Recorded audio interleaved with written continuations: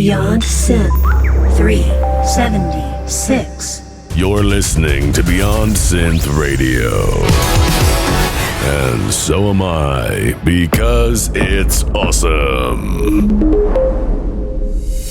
Up next, it's the Beyond Synth Round Table with Andy Last, Marko Marek, Florence Bullock, and Michael Oakley.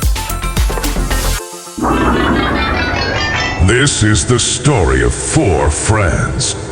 Andy Last, Marko Marek, Florence Bullock, and Michael Oakley. Together, they set out to have the best conversations of all time. Here, at the Beyond Synth Round Table.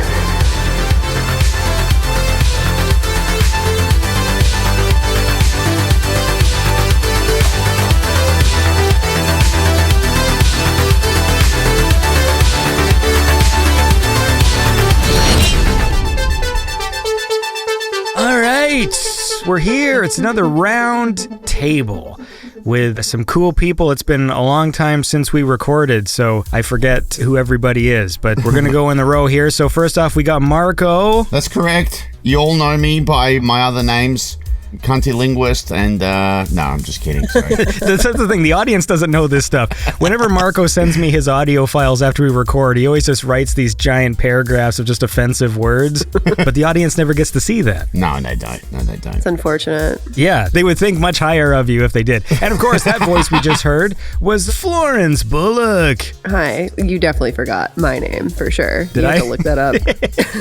How are you? Are you okay? I'm good. I'm better. I'm not on the floor this time, which is cool. I'm sitting in a chair. Ooh, maybe we can talk about that again so the audience is caught up. It was funny because I asked you how your back was, and then Marko joined the chat, and then he asked you how your back was, but Michael still hasn't heard, so... Oh yeah, he didn't ask me. He doesn't care.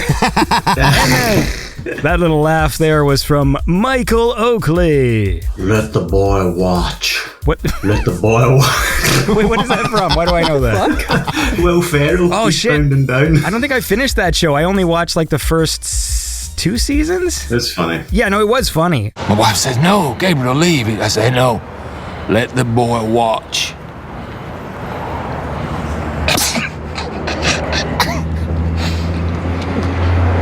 Let the boy watch. He needs to learn the way I learned from my father, the way he learned from his father. I just canceled a whole bunch of my subscriptions because I did the math, and I'm subscribed to so many things. You know, I'm subscribed to this AI editing tool that I edit 2 videos a month with, and it costs me 40 Canadian dollars or whatever. I'm like, wait a second, what am I doing? It's such a racket, isn't it? It's like a total racket.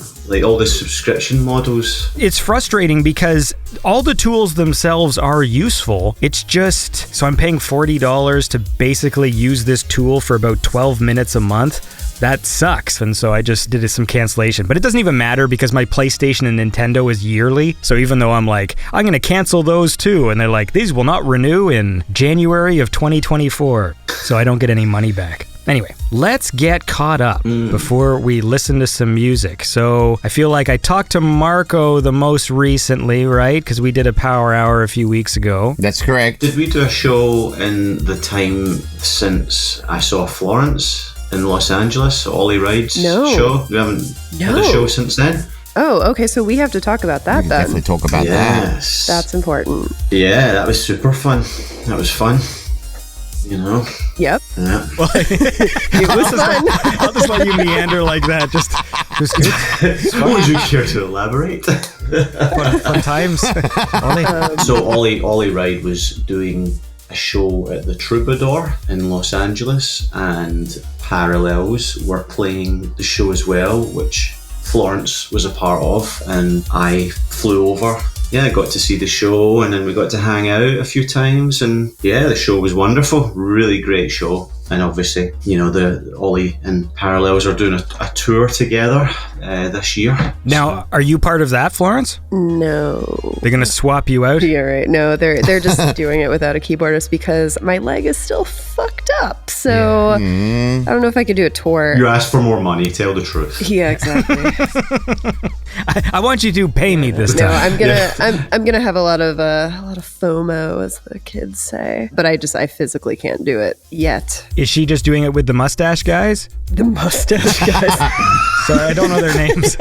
Colin, Christopher, and Okay. Walter. Yes, she is doing it. The mustache with guys. The mustache. Walter has got to be the Walter- mustache guy. Walter does Walter's not the have a- mustache guy. He's not.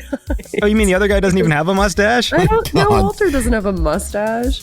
Oh. At the end of every show, he takes his mustache off and gives it to someone lucky in the crowd. Like, it's like it's like giving a set list, only it's a mustache. Oh my god, that should be his new shtick. I'm gonna talk to him about that. But what's even better about it, it's not even a woman that he gives the mustache to. It's a lucky man in the audience who then puts it on his face. Because I'm picturing in my head like some huge concert, like Freddie Mercury, whatever, just at the end of like all these screaming fans, and then just takes the mustache off. Like, Yeah. it's so stupid. Oh my god. Wait a second, we literally haven't talked since then? Yeah. Well, that was June, wasn't it? What was the date? Was it June 6th or something? What was the date of the show? It was like mid-June. Yeah. You've been slacking, Andy. Yeah, we literally haven't talked since Jesus. then. We don't talk enough, really. It's been forever. Forever. It really has. Okay, because I get confused because we're part of a group chat, so then sometimes I think like, oh yeah, we talked about this already. I'm like, no, we didn't. We talk all the time.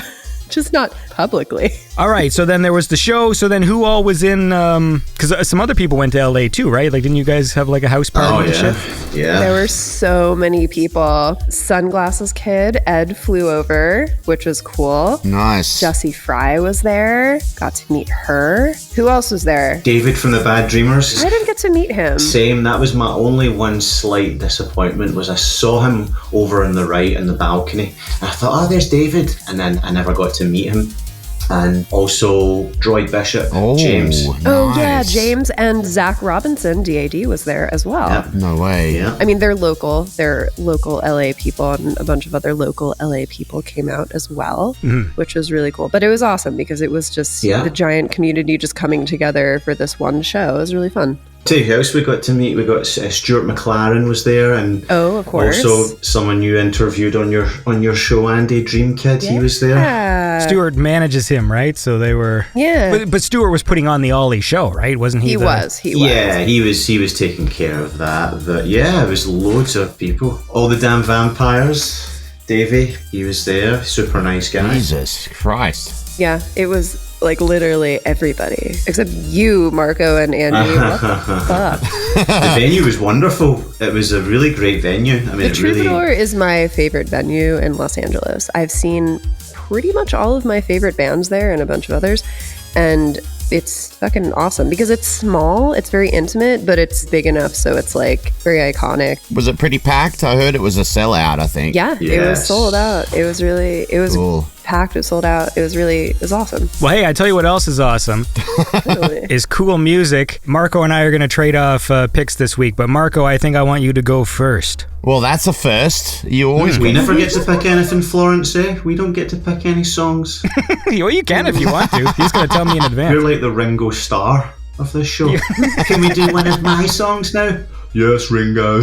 Depends if you have a moustache. Can we play Scandroid now? I haven't got any Scandroid in the list this week. Damn, that would have been perfect then. Marko.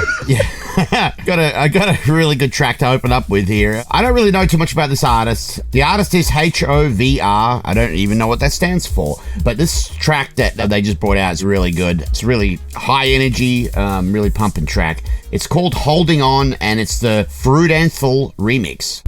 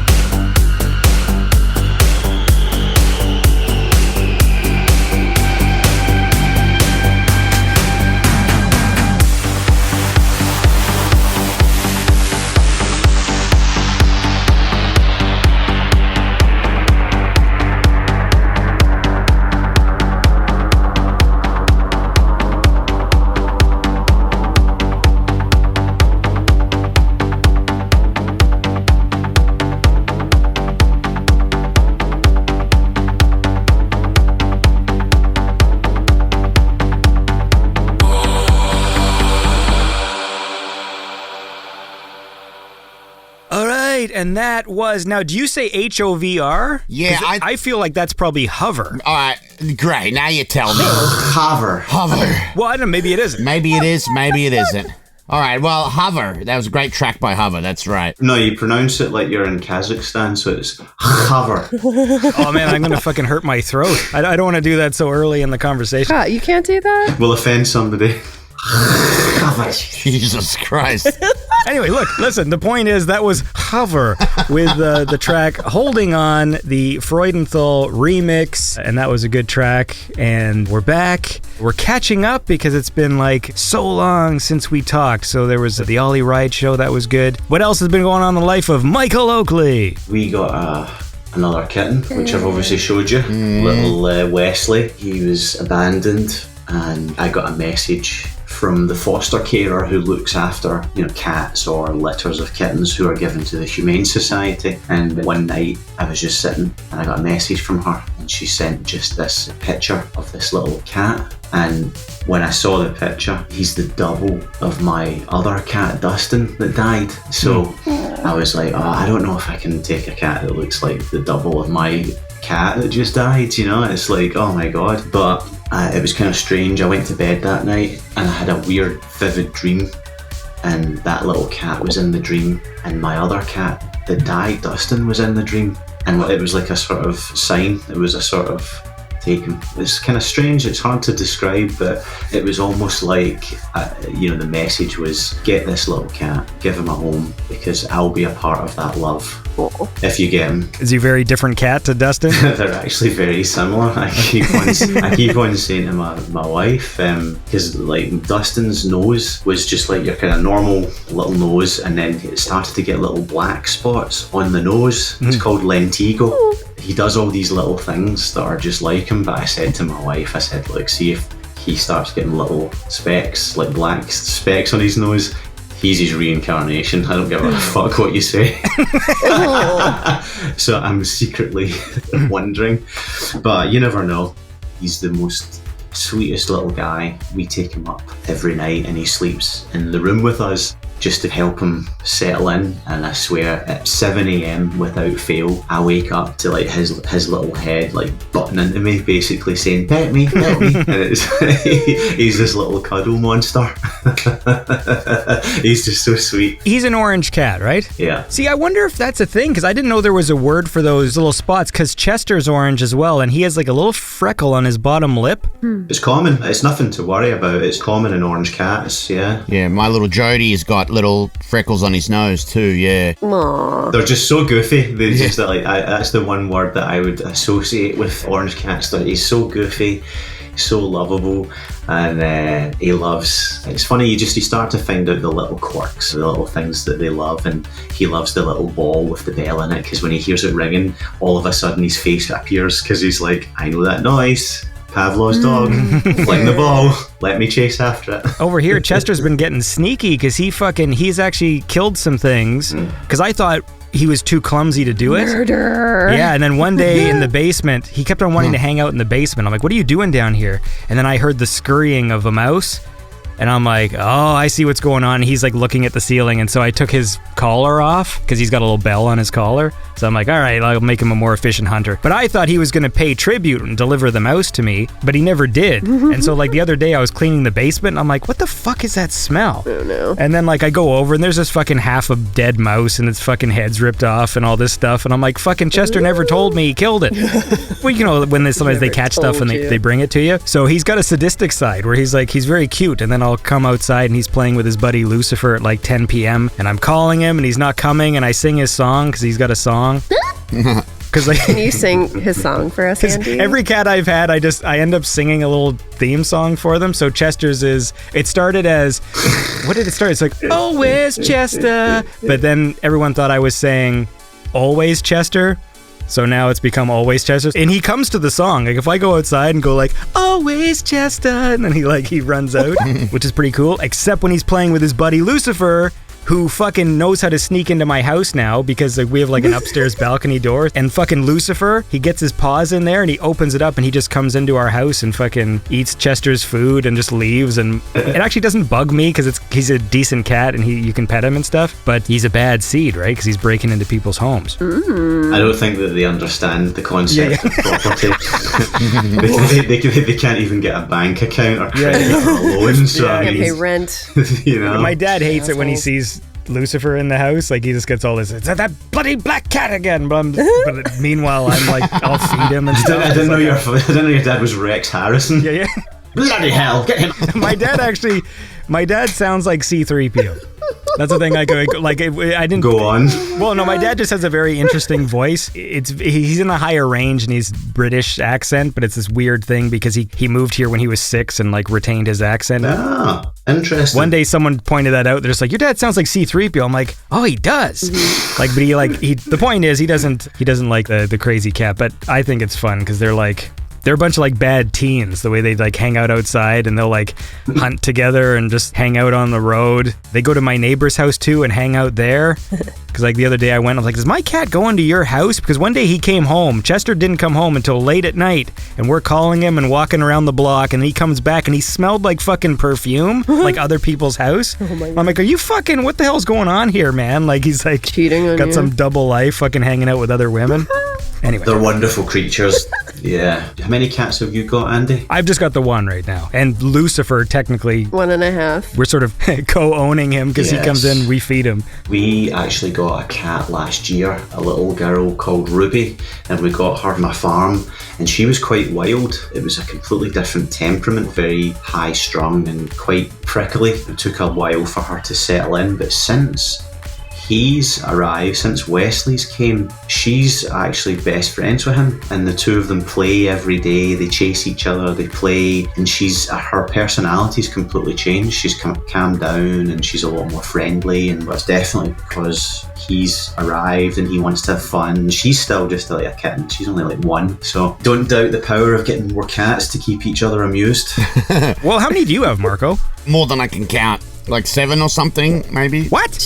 Really? Literally the crazy cat man. Well, they just keep turning up, Andy. Like the last one, I think I sent you photos and showed you, like, because we were like, I'm not taking any more. That's it. We're done. So we had Jonesy turned up, another ginger one, and he just sit there and just stare at the back window, like just stare, like all night. And it's like, go away, stop it. And then he'd hear us talking in the kitchen, so he started banging on the back door to let him in. Like it really was that, and we were forced to let him in. Now he's our kitchen cat. He just hangs out in the kitchen and watches us make food and shit, yeah. He put on a lot of weight, though. I'm actually a bit worried about his... Anyway, I don't want to fat shame, but... It's funny you say that. One of our cats, actually, he has ballooned in size in the last, month. And, he's miserable. He just sits there all miserable. Aww. Someone who came to the house yesterday commented on it. That cat's big, eh? It's just alright, I know. I like your Canadian guy. I want to keep talking, but we're going to listen to a track here. So I got a cool one from Bad Dagger. And this is a cool one. I think one of my Patreon people said, go check out these people. And so I did, and it's good stuff. It's from the album Awake Until Dawn. This is Take Me Away featuring Shai Marie.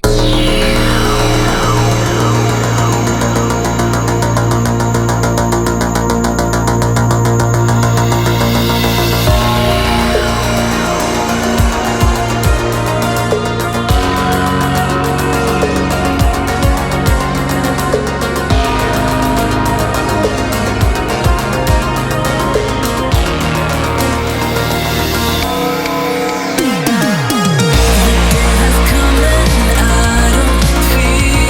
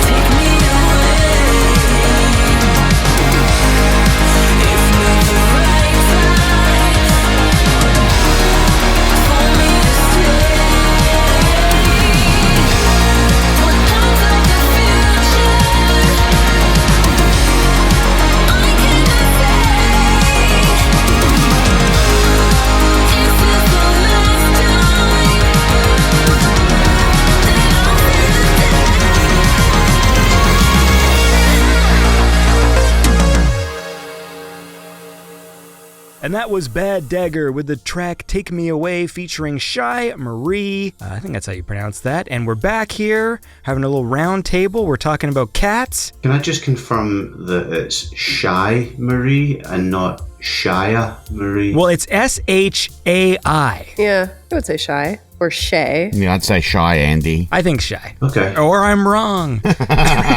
Which is usually the case. So then the only one without a cat right now is Florence. Yeah. Aww. Are you getting any more cats? Get more. We'll see. But you're also like into the doggies too, right? Like, do you want a little doggy or? I mean, careful where this is going, Andy. Careful where this one's going. I would love to have a dog and a little dog. No. I would get a big ass dog. I grew up with German Shepherds, so Big dog. I would get a German Shepherd. Nice. I would love to have a husky, but I feel like huskies are like, they're funny. They're so funny to watch. Huskies have the funniest personalities, but I don't know if I want to live with a husky, so who knows. But yeah, I would get a German Shepherd, but I don't have time to take care of a dog right now. Cats are easy. Mm-hmm. Cats are the best in that regard because it's like, you just get them an automatic feeder, you get a water fountain, and then you clean out their litter blocks. Like, that's literally it. That's all you have to do. And you refill the automatic feeder like once a month. It's crazy. Like, cats are so easy. You don't have to do anything for them. So like, in my current lifestyle, it'd be better to get a cat. I'm sure there's a cat out there that needs you, Florence. I'm sure. But I moved apartments recently, and I still haven't like unpacked everything because I'm really indecisive about getting furniture. So I just have like boxes everywhere, which is fun. So now you're in a different part of LA. Why don't you tell the audience what you got to see out your window the other day? It sounds really cool there. Okay. Yeah. Well, yeah. So I live in like the city now, like around downtown Los Angeles. And I've been in LA forever and I knew what I was getting into. I'm closer to work. This is more convenient for me. But the trade-off was that I live in a really shit neighborhood now. My building is safe, but the neighborhood is not. Anyway, I looked out my window and I'm like pretty high up. You know, I'm not really close to this. So it was just far off in the distance, but I'm like, oh, cool. There's a guy taking a shit across the street. Yes. So, yeah, that's what I get to look at every day. When you gotta go.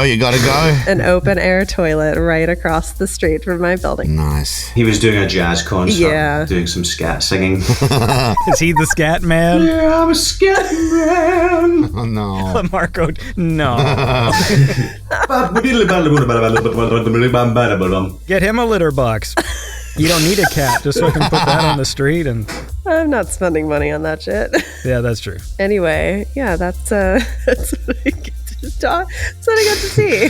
The point is that you're in a new place. You get to look down and see the sights of LA. Yeah, or look up because I do have a view other than people shitting outside. So it's nice. Good. That's good. I'm a very private bathroom guy. Like, I just could never fathom just. I think most people are. Well, there are some people who they don't have a home and they don't have a lot of other options. Well, there's still got to be like a tree or something. This particular spot, since we're getting to the granular details, it's like a corner. It was next to a building where he could like hide out. Like there weren't a lot of people walking by or anything. I have a question. See how like when you walk your dog, for instance, and then the dog poops and then the owner produces one of those little like bags and picks it up. Yep. Did he produce a bag and pick up his own dookie and then put it? No. He just left it there. Well, he's a bad human owner. He's a bad owner. Yeah. When I happened to look out, he had a bag next to him and he was digging through it, trying to find like napkins to use as toilet paper. So you got like a whole show. Well, you know. How long were you watching him for, Florence? For like 30 seconds, because the first few seconds I was like, is that guy doing what I think he's doing? This is awesome. And then like, this is my street, damn it. It dawned on me what he was doing. I was like, well, I guess that's what's happening. And then I just walked away and closed my blinds and that was it. Jesus, nice view. I have enough trouble shitting in public bathrooms. I mean, I don't know what it is with the American stalls, but they all seem to have these massive gaps in the door, so I have anxiety. I really can't shit anywhere but home. Those gaps in the stalls, I feel like that's how I grew up because I've never lived in another country. And then like everybody in other countries are like, why are there huge gaps in your stalls? I'm like, wait, you don't have huge gaps in your stalls? They're not just little ones, they're huge, some of them. It's fucked up. Yeah, the biggest gap is just shitting outside, right? Because then there's just... There's no gap at all. Oh, God. This is a dumb conversation. But I'll tell you what, on this show, there's no gap between playing awesome music. That doesn't even work. Marko. Yeah, I got another track for you. I'm sure the artists love when you play their songs, and if they tune into the show to hear like, oh, did they say anything about my music? And all we do is just, before their song starts, they're just talking about some homeless guy taking his shit in front of Florence, and then just, and now here's a track from... He was not taking your shit in front of me. Well, I know, not in front. I'm being dramatic. Let's just make that very clear. I would also like to make it clear, too, because I think when people hear these conversations, it sounds like it's like, are they making fun of fucking, like, unhoused people or mental illness or whatever? It's literally just a comment about shitting outside. I know, obviously, people's lives got to be in pretty fucked up places where they get to the point where that's going on in their life, and it's sad. Yes. It is also just a weird thing to watch. So if you look out your window and see someone taking a shit on the road, it's weird. Let Andy know about it because he wants to talk about it, apparently. That was not something I expected to be telling the audience. But Yeah, here like we are. I bring it up and then I have to fucking give the caveat. Now listen, man, we're not saying anything fucked up here, but I also really wanted to hear about it. All right, Marko. There's nothing shitty about this next artist, that's for sure. It's actually Auto... There's a segue. This artist is actually called AUTORADIO, and I've been listening to him for a while, but I just discovered that it is actually another one of Tommy 86's side projects. Anyway, yes, I did another one, and this is really good. This track, I've had it on repeat for a while. So the artist is AUTORADIO, and the track is Coastline.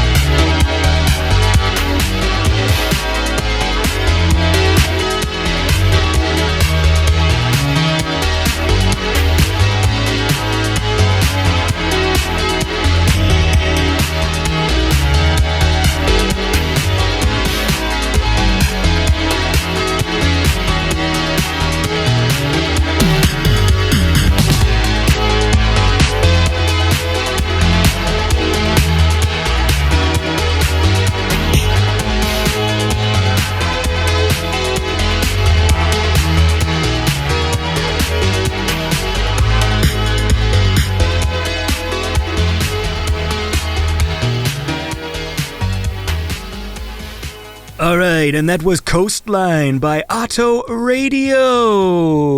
And that was a cool song. Marko has just informed us that this is another alias of Tommy86. So there we go. This is why I get confused, man. This is why I need a fucking spreadsheet. I messaged him right away and I said, is this you? Because I swear to God, it sounds like this particular song. It's got the same kind of drum. Like, I could just recognize his sound. And I messaged him personally and said, dude, is this you?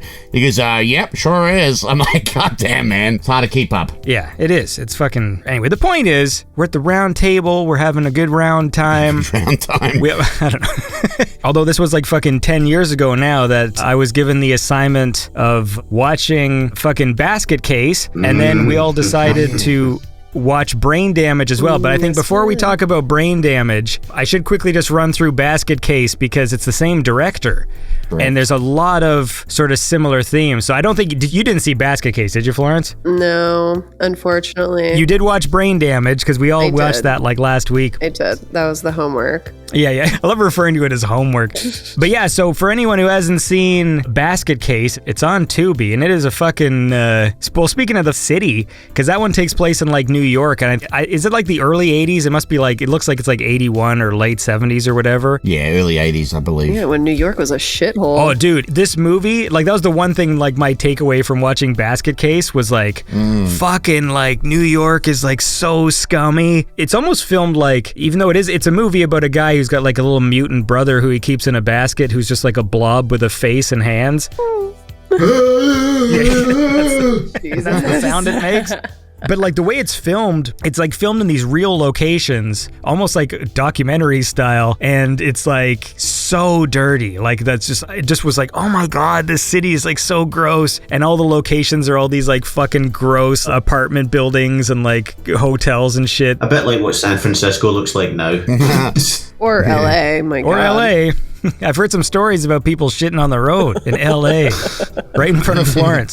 That's where I live. His Basket Case was entertaining. The creature just looks so fucking weird. But the one thing that made me laugh my head off that you guys didn't warn me about was whenever Basket Case moves, he's stop frame animated. Like there's a few scenes where Basket Case crawls out of the basket and then he's animated like as he like walks around the room. And it was so fucking funny because I wasn't expecting that, like the stop frame animation. And so I was laughing my head off. Like that was fucking amazing. And then there was this weird scene where the main guy has this dream where he's running around the city naked and we see his dink. That's your favorite part. Yeah. For those of you that don't know, the word dink means penis. Yes, it does. All of Andy's listeners know that. And it's basically just this movie where this guy's just really weird about touching, like he always wants to touch a boob. Like he keeps on wanting to have a relationship with a lady, and like the way the movie's directed, it's like touching a boob is a really big deal. But then his mutant brother in the basket gets jealous and like has to like murder everybody. And then they murder all the doctors that cut him off because like when he was born, he had this mutant on the side of him. And so these doctors had this plan to like cut the mutant off. But then the mutant in the basket lived, and then it kind of communicates telepathically with the main dude. And that was Basket Case. When you were telling me to watch it, you guys, did you have any like specifically that you wanted me to see? Because you always like laughing, going like, you got to see Basket Case, man. And so probably both of us. It's classic. It's goofy as well, and it's got a certain kind of like, you just don't see movies like that anymore. Those kind of like indie 80s with stop motion, and yeah, I love movies like that. I love stuff like that. Yeah, for me it was like the stop motion. Like that was like the highlight for me. that part was wicked. But look, I just wanted to make sure we mentioned Basket Case before we talk about Brain Damage, just because it's like the same filmmaker, Frank Henenlotter, I think he's called. And like just after everyone telling me to watch it, I fucking watched it. And you don't own any pets? No dogs or anything? No. What's in the basket?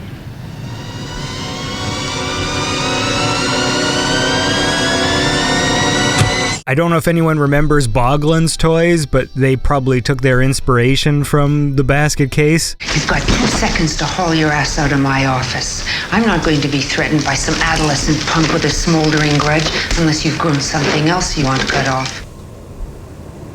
What's in the basket? And I need to stress again just how weird the dialogue was in this movie. You by yourself? Yes, alone, by myself. All alone in this cold, cruel world. I just need a place to stay. What's in the basket? Anyway, the point is we all watched Brain Damage, so let's talk about that. right after we listen to some cool music. So I got one here from Mooij. It's spelled M-O-O-I-J, but it's pronounced Mooij, and this is a fun one. This is Work It by Mooij.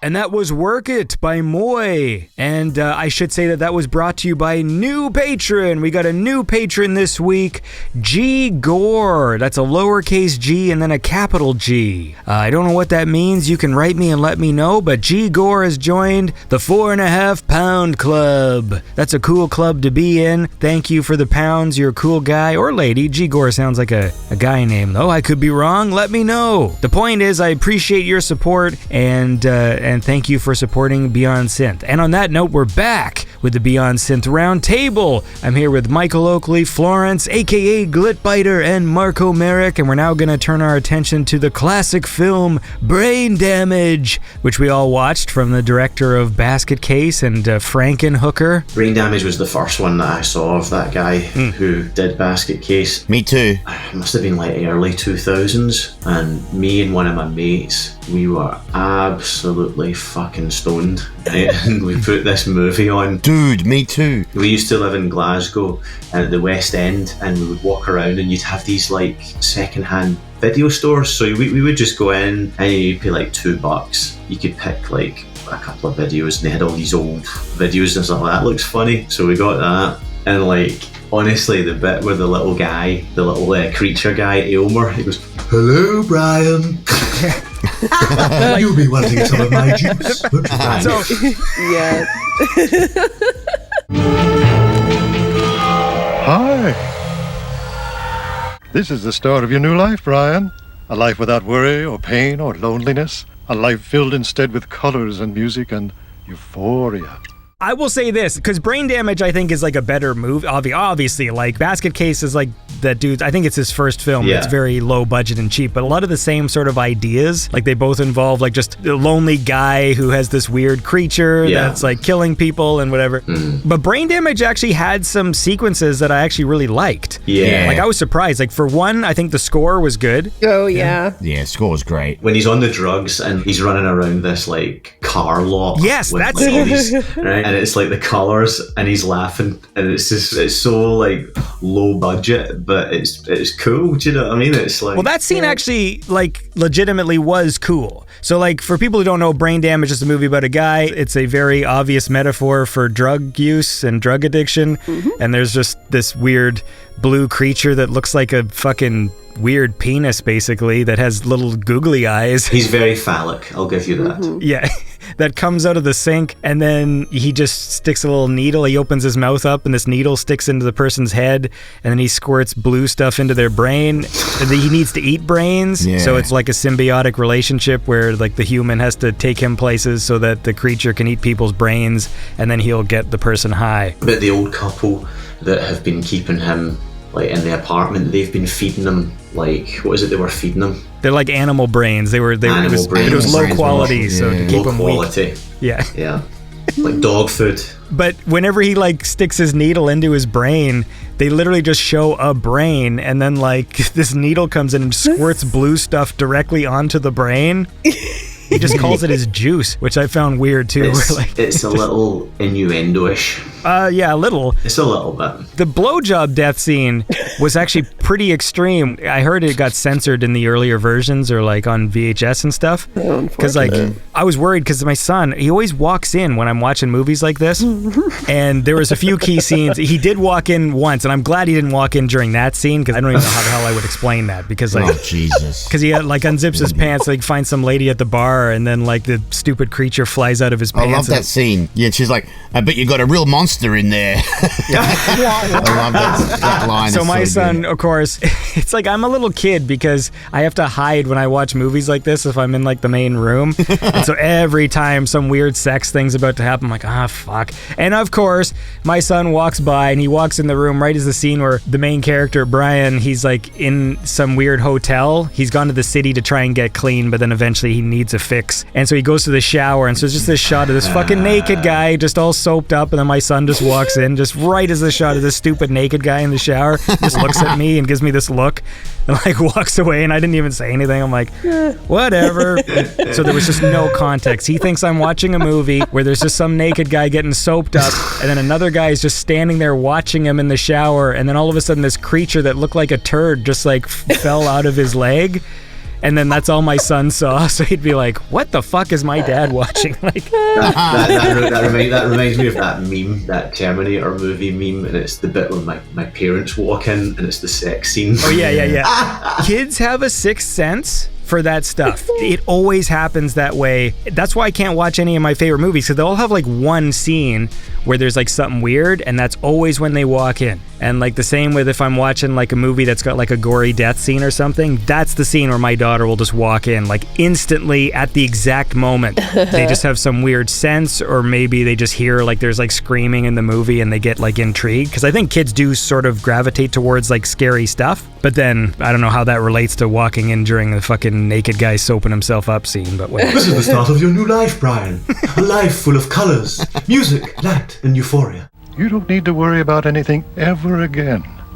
I'll do all your thinking for you. Just put me on the back of your neck and everything will be fine. My neck? Wait, but I don't know. Trust me, Brian. Trust me.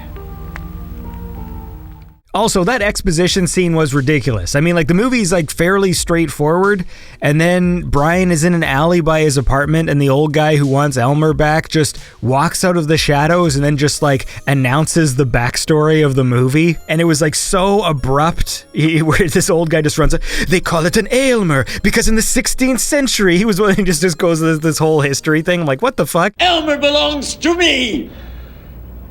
Elmer? You fucking named him Elmer? Not Elmer. Aylmer. AYLMER, an Old English word meaning the all-inspiring famous one, and that he is indeed. You're crazy. Am I? The Aylmer's origins can be traced back to the Fourth Crusade, where he was snatched from the Emperor Alexius during the sack of Byzantium in 1203. It's believed a Venetian mercenary named Matteo Grimaldi brought the creature to Europe, but he had to surrender it almost immediately to a renegade cardinal, a Borgia, who wanted the Aylmer all to himself. In 1699, the Aylmer reappeared in the possession of one Don Manuel Peralta, a Spanish viceroy and freelance corsair. The thing that surprised me was just how easily it's killed at the end. Because you think like, oh, this thing's been alive for centuries and it's been like passed along and people have stolen it and all this stuff. And then at the end, that old guy just squeezes it and it dies. It's like, what? Like, that's all, this whole time you could have just fucking squeezed this thing? Yeah, but the best bit is when he squeezes him and he makes Brian overdose. Like, it's this ridiculous special effect where his head opens and all the light pours out, and it's like, oh my god, that is ridiculous. And the whole time, like, the movie is a metaphor for drug addiction, but at this point, I think the metaphor just, like, stops because, like, he just shoots himself in the head, and then this, like, bright, blinding, like, beam of light that everyone in the neighborhood can see, and it's making, like, science fiction whooshing noises, and then the movie just closes with this animated electricity shooting out of his head, and he's just standing there. So I don't know what that means, like, metaphorically. Strong stuff, Andy. Strong stuff. I'm just going to say hello, Brian, again. Hello, Brian. His voice was awesome. Yeah. When he came on screen, I was like, just like the visuals were hilarious. But as soon as he starts talking, that's really, because things are like fairly serious until Elmer shows up. And then like you see his eyes and you hear him talk and it's like, oh fuck, like this movie took a turn. Not that I wasn't expecting something like that to happen, but it was a good surprise. What I like about movies like this, when they're just so unique, where it's like, it's a horror film, it's got all this adult content, but the creature is so goofy. It's just such a weird combination. Like, he looks silly. Yeah. There's little googly eyes. The voice, I can say I've not seen anything like that. That's the one plus. And it had some cool music in there. Yeah, the end credits were a vibe. Oh man. So great.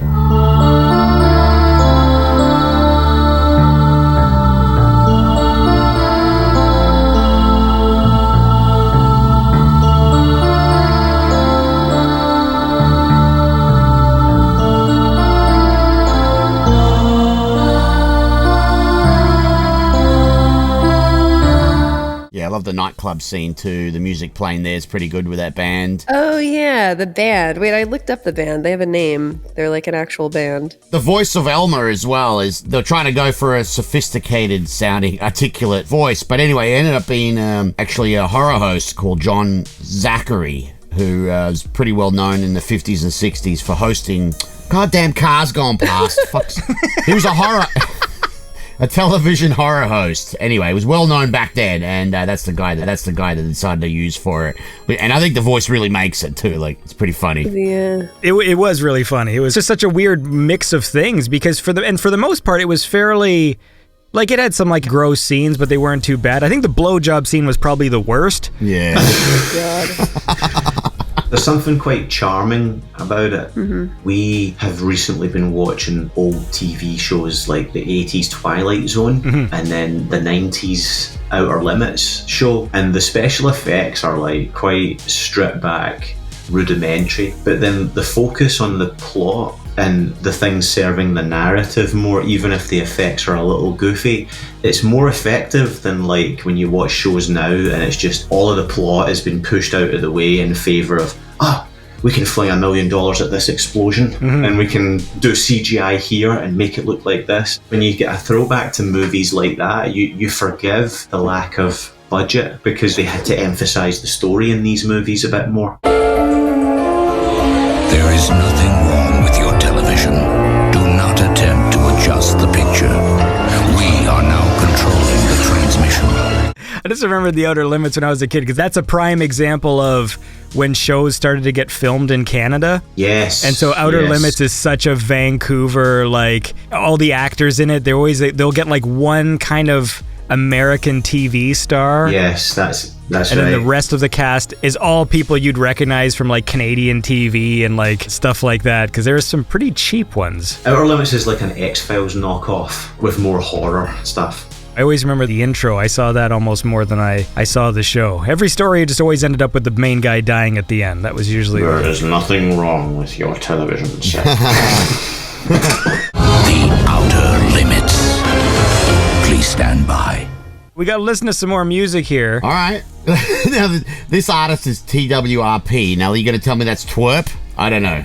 Oh, I wonder. Do you think it is? Fuck, I don't fucking know. Oh, I know this band. Yeah, they're really good. Aren't they the band that plays with Ninja Sex Party? I mean, it's possible. It's the same kind of sound. Yeah, I think it's the band that plays with Ninja Sex Party when they are playing live. Cool. It stands for Tupperware Remix Party.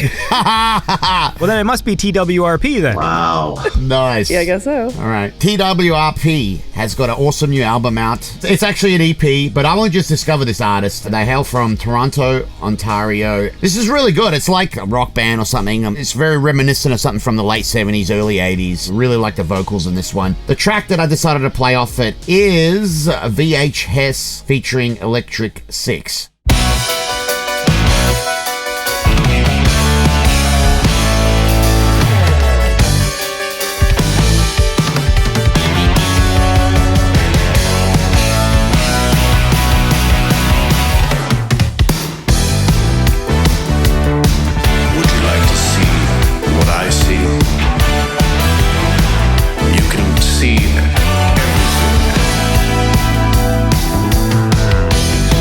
We should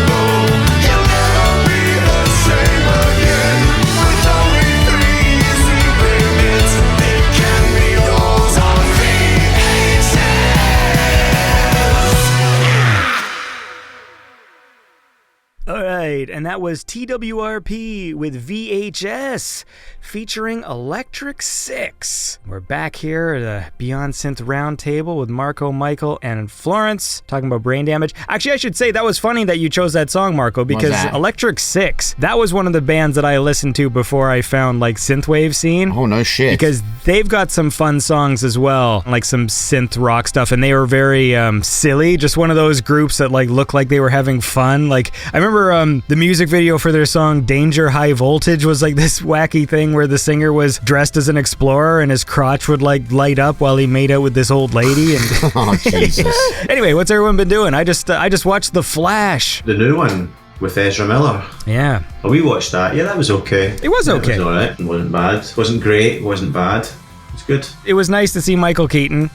He was fine, although it was funny because like whenever he fought, clearly it was either like CGI or some stunt dude, because I love that he's like an old man, but then once he's in the Batman costume, he's like moving faster than like any of the other Batmen, like as he's like in his fight scene and stuff. Do you know what's a really, just on the subject of Michael Keaton, do you know what's a really great show that he was in at the end of last year? Has any of you guys seen Dopesick? No. Oh my god, I promise you, get a hold of Dopesick and watch that. That is absolutely amazing show. He's phenomenal in it. It's all about Purdue Pharmacy and like the influx of OxyContin into America and how they created an epidemic and all these addicts, and they're still settling the lawsuits from it. But it's really great show, really great. See, you seem to watch lots of like actual serious adult things. My list of things I've watched are The Flash and Guardians of the Galaxy and Mission Impossible and things like this. Oh my. Well. Ready to beg for it, Brian? Ready to crawl across the floor and plead for my juice? Because you know what it's like when the weather changes and it gets colder, especially in Canada, and I guess where you are, Marko, the seasons will change and it'll get into much more colder weather. You find yourself rooted at dinner time onwards to watching television, and we went through a phase of right, what's like the highest rated TV shows we've never watched, and what we'll do is we have this rule: we download the first couple of episodes, we watch them, and if we still like it, we'll watch it. If we don't, then we'll move on to the next thing. And we just went through this like mad marathon at the end of last year and the start of this year of watching a bunch of stuff. We watched Dopesick, we watched Succession, we watched Severance. What was that one with the girl? She reminds me a bit of you actually, Florence. What's her name? She played the girl who was like this tech person who got jailed recently for like claiming that they had this medical machine and then it was all a big fraud. Oh, I know what you're talking about. Elizabeth Holmes? Yeah, yes, that's right. Yeah, that's The Real Woman. Yeah. The show that it was about that, it was like a mini-series, like 4 episodes or something. That was amazing as well. That was really good. Great acting. But I can't remember, who was that actress's name? What do you do though? Because I'm assuming you mean like you're watching it with your wife. Yeah. And saying like if we like it, we keep going. But what if one of you votes yay and the other one votes nay? Then we skip. We just move on. Amanda Seyfried. That's it. Oh, is that who plays? Yeah, she was in an amazing show. Cool. The Dropout. It's called The Dropout. Yeah, that whole story I find fascinating, how far she got with just complete bullshit and how much money she raised and how much recognition. So I should check that out. That sounds really good, actually. Also, like, in the aftermath of it as well, it's like she got pregnant to try and, like, get out of going to prison. Oh my god. And it's like, no. You're still going to prison, you're just going to give birth first and we're going to take the baby can go to your family and you're still going to prison. So yeah, well done. Another high brain scheme doesn't work out. But yeah, we watched that. It's obviously Severance. We've talked about that in the previous show. I always say the first episode is laying down pipe. So unless you really hate the first episode, watch the second episode just to see if maybe the first episode has set up the characters, the dynamics, so that when the second episode comes, the story takes off. Yeah. There was one recently on Apple, Slow Horses. We got to episode 3 and like, nah, this is shite, get this off. Fuck me. Well, it's good that you guys have a rule like that, because I mean, I've said this before, but Game of Thrones, you know, that took me like 5 episodes to get into, and it wasn't until Jason Momoa like poured the gold on Daenerys' brother's head, that's when like I understood, oh, you know, this show can kill off major characters in shocking ways, and it's exciting because like you don't know where the story's going. Yep. The only show that I watched lately, which was really funny, if you're into the humor of it, was MacGruber. I was chatting to Griff about MacGruber, and that like reminded me that there was this, they made like a 1-season sequel TV show, I think about like 2 years ago, so I finally watched that and I enjoyed it. If you like MacGruber the movie, you'll like the show. Like there was lots of good laughs in there. And what else did I watch? I watched all the Mission Impossible movies. The new one was good.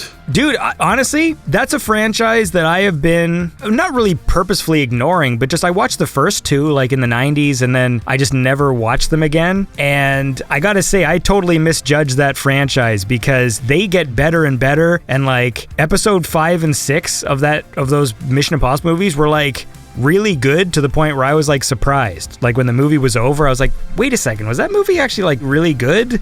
I don't think I've ever seen another franchise like this where once they get into having like the same director and like the movies like have this sort of consistency and they keep the same team from like movie to movie, and then they just like they're still over the top, like ridiculous, but just really well directed, and the action scenes are fun and exciting and stuff. And yeah, I actually really enjoyed them. I still have to watch Maverick. That's why I got Paramount Plus because it was free for a month, and so I'm like, I'm gonna watch Maverick, and then I ended up watching all the Mission Impossibles instead. You mean you don't use Pirate Bay? No, I'm doing all the free. I'm doing all the free samples right now. That was a test.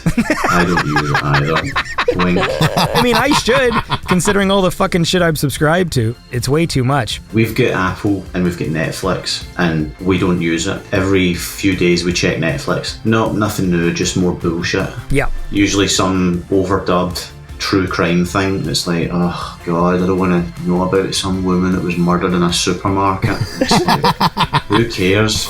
One of my childhood friends who I talk to maybe like twice a year at this point, he's been into these fucking true crime things, so whenever he calls me, and the other day I had to call him on it, because like we usually have like fun conversations, then he'd just call me, all he's been watching is true crime shit, so he's just going off, just like, oh man, these people in this home invasion, fucking got like murdered the husband in front of the wife, and like made her watch. I'm like, why the fuck are you telling me this? Like, it's like, because he just had to get it off his chest, because he's just been watching all this fucked up shit, and I'm like, I don't want to hear about this shit. It's just non-stop horrible stories of like the worst people in the world, and like meanwhile, like I'm just watching fucking goofy comedies and stuff. And do you think the true crime bubble has burst? Because remember there was a period for a few years where true crime was really popular. Yeah, there was even these huge like true crime podcasts as well, but the problem with them, I guess the problem with all of them, is like a lot of them just end up being fluff with like no resolution. Like they don't uncover any new information, there's no twists. But I mean, like, you know, I get it. Like, I mean, they can't all be the Jinx. Oh my god, I'm so happy you mentioned that. That's maybe my favourite. Because it has an ending. It's got an ending after the ending. And that's what's missing, is because there's a few great stories where you follow some crazy fucked up people and it ends with a conclusion where you're like, holy shit, like they actually uncovered something or something serious happens. And then during that true crime bubble, all these other true crime stories start being told, but they don't have endings. No. So you're just watching and then you finally get to the end and like, I guess we'll never know. Like, what? Like, you just fucking watched this for fucking 10 episodes and you guys didn't know where this was fucking going? I did also see The Jinx. That was... The Jinx is amazing. Yeah, the ending to that was fantastic. Holy shit. Marko, have you seen it? Have you seen The Jinx, Marko? No, I haven't. I haven't even heard about it until now. Oh, yeah, okay. Yep. The Jinx? Watch that. I don't want to spoil it. So it's basically about a guy called Robert Durst. Mm-hmm. This guy is from a multi-millionaire family. There was a couple of murders that had happened. Mm-hmm. So a movie was made. All Good Things? Yeah, it had Ryan Gosling. Yeah, that's the one, All Good Things. And basically, Ryan Gosling plays Robert Durst. And Robert Durst contacted the director and said, the movie was really good, but there's a few issues. Why don't we sit down and do an interview? So the director takes him up on this interview, but the interviews end up leading to the case being reopened against him. And I'm going to leave it at that, because if I tell you any more, it would ruin it. But even It's got the greatest ending of any true crime show I've ever. It's chilling. It's like, oh my god level. Okay. It's so great. Oh my god. Basically, as the documentary goes, it's unlike any other true crime thing where like it's actually like they're discovering things as the documentary is going that's actually new. It's his hubris. His attention-seeking hubris is what undone him, because he saw the movie, he liked the attention, but the attention wasn't really focused on him directly. Because he obviously, you know, a lot of these guys, they think they're invincible. They get away with it a few times, and then they get a little bit cocky. That sounds interesting. Yeah, I'm definitely going to check that out for sure. Oh yeah, it's cool. It's really great. How the hell do I not know about it? Oh my, it's amazing. But here's the thing, even once the documentary ends, there's more information that comes out after the fact. There's a trial. He's dead now. He actually died just last year. It's the most mind-blowing. It's up there. The only other documentary I would put up at that level is Evil Genius on Netflix. Oh, I don't think I've watched that one. Oh my god, that's amazing. I'll give you the premise of this. Some guy walks into a bank with a bomb attached around his neck. He scribbles on a piece of paper, I need you to give me this money. Oh, I know that one. Or I won't be able to get to the next location in time to get the key to unlock the bomb from my neck. Basically, they call the police and the police keep him outside. They think he's a nutcase. But the bomb goes off and he dies, and then it uncovers this whole web of this person who was forced to go and rob a bank, and he had to go to these various locations to pick up a key to unlock the bomb to stop it from blowing up. Yeah, I've seen that one. That one's pretty fascinating. It's interesting because they work out that the route that the guy would have taken to get the keys, he would never have made it in time anyway. When you watch it, you'll see it uncovers a whole thing that I don't want to spoil it, but the Jinx, Evil Genius, those are my two picks for like gold standard true crime. Cool. Well, my pick is Mortal Kombat Annihilation, the 1997 sequel. That's so bad. What the fuck was that? Oh, well. Yeah. That's Michael. Listen, Marko. Yes. Play me a song before Michael screams again. Yeah. All right. Well, I got a new dark synth track here. This one's really good. I'm really liking the dark vibes. It's from Vector 7. His new one is just a single, and it's called The Cult.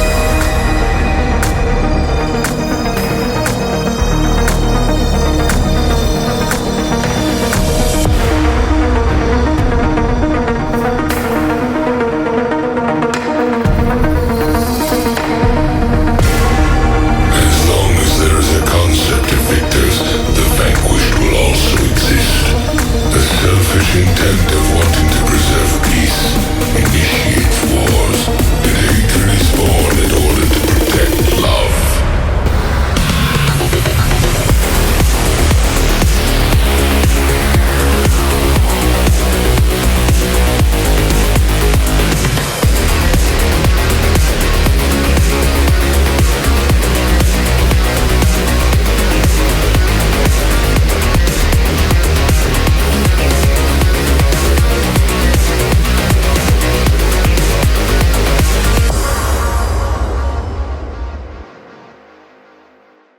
And that was Vector 7 with the track The Cults. And we're back on the Beyond Synth Round Table with Florence and Marko and Mike talking about documentaries and things. What's been going on with Marko? Well, I just wanted to say those crime documentaries, a series, right? Mini-series, whatever you call them, are really good. But the one that kind of put me off them a little bit and was really good, but at the end it was a lot of bullshit. And in the end, the people that made the documentary themselves made it out like he was innocent and fabricated a lot of shit to make it more amusing, and it kind of keeps you hanging. And I believe they did a season 2 as well, but fucking, what was it called? Hang on. I think that's the problem with a lot of these, where like you've got a few that just have great narratives, and then you got other people jumping on the bandwagon, but there's not a full story, and so they try and make it. Like, I remember I used to always, I would give the benefit of the doubt to documentaries anyways.